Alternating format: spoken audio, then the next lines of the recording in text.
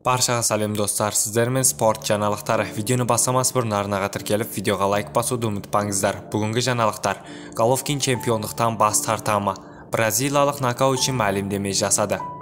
Braziliyalik jurnalist Киши Уилсон Балдин, Қазақстандық Геннадий Головкин чемпион болып келетін орта салмақта IBF рейтингінде өзгеріске назар салды деп хабарлайды.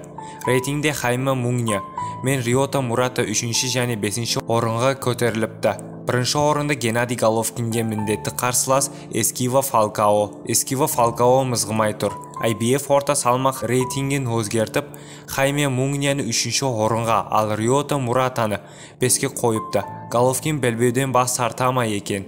Қалай ойлайсың Эскива, деп жазыпты Балдини твиттерде. Фалкао бұған бірден жауап берді.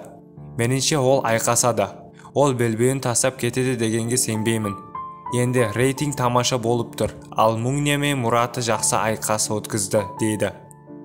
Борачо, әлем чемпионы Тайсон Фьюриді балағаттады. Супер ауыр салмақта WBI Супер, IBF және WBI тұжырымдары бойынша әлем чемпионы украиналық Александр Усик, WBS белбеуін иегері британиялық Тайсон Фьюриді балағаттады деп жазады чемпионат.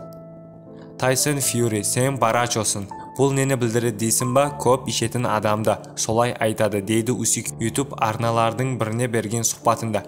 Еске салайық, Фьюри кәсіпқой рейтингде келесі жекпе-жегін 3-ші желтоқсан күні Лондонда Ұлыбритания өзінің отанында Дерек Чисорға қарсы өткізеді.